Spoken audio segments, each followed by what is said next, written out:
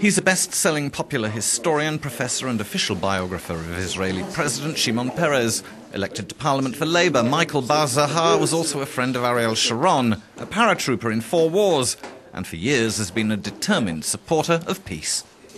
Born in Bulgaria in 1938, he was a special guest at this year's Paris Book Fair, honouring Israeli culture, where we spoke to him. Bienvenue sur EuroNews. Welcome to EuroNews. As an intellectual, a man of action and politics, what role can the European Union now play in the Middle East? Especially as today we're talking about a Mediterranean Union. Well, I think Europe is closer to the Middle East and has a very long diplomatic tradition. Europe knows what the Middle East's problems are better than faraway powers like Russia or America. They're full of goodwill, but they don't appreciate in the same way the real political facts on the ground. I think Europe has the means to exercise a moderating influence on both sides of the conflict.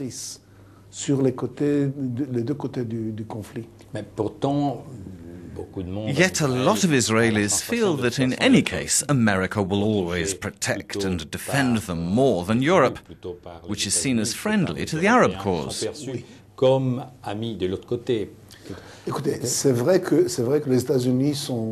It's true that the USA is... Let's say they'd go all the way if Israel's survival was at stake. But diplomatically, since 1967, they've failed to get a diplomatic process started. Maybe it's because they have a much more simplistic approach to solving problems, like helping Jews and Arabs, Israelis and their neighbours live together.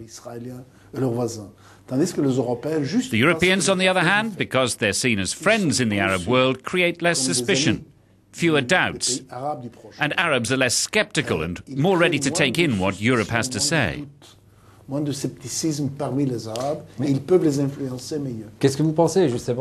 you think of European politicians who think that we should be dealing with Hamas and recognize them? Do you think that's bad faith or bad judgment? I'd like to believe it's bad judgment. I don't think any act in bad faith.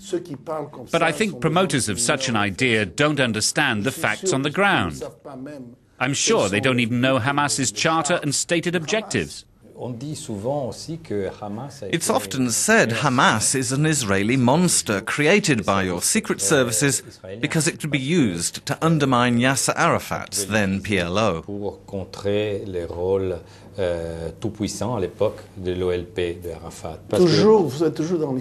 Throughout history, choices are made that at the time appear sound, but a year or two after, look at Afghanistan, where the US armed the Taliban to fight the Soviets. It was magnificent. The Mujahideen were their best allies, and 5 years later, their deadliest enemies.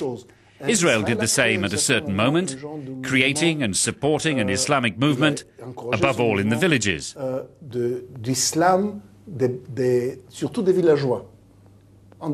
idea was, we'll support this peaceful movement. We'll deal with local leaders who say they're Islamic and using religion to bring people together in peace. And this was very good.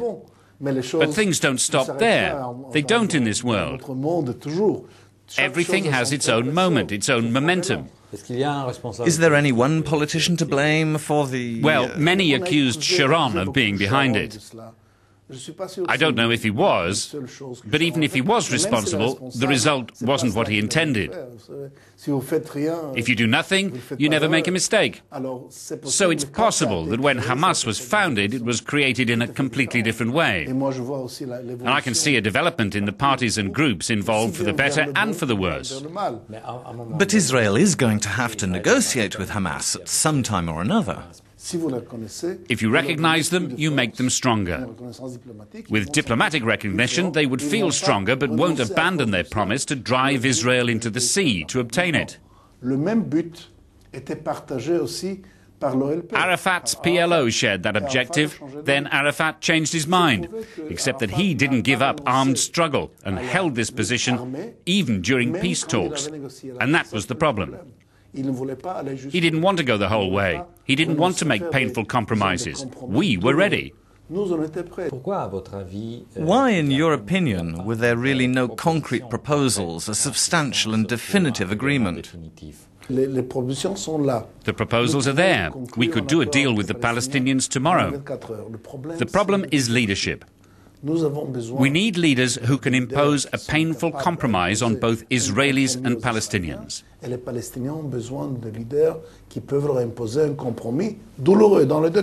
Mahmoud Abbas, Salim Fayyad, and Abu Alal, the chief negotiator, are good men.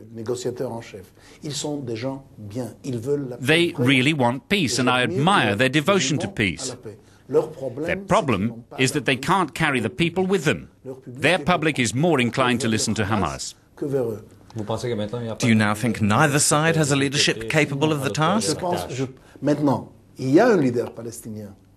No. Right now, there's one Palestinian leader who could change everything, and that's Barghouti, in prison in Israel for terrorism. I think finally Israel won't have a choice.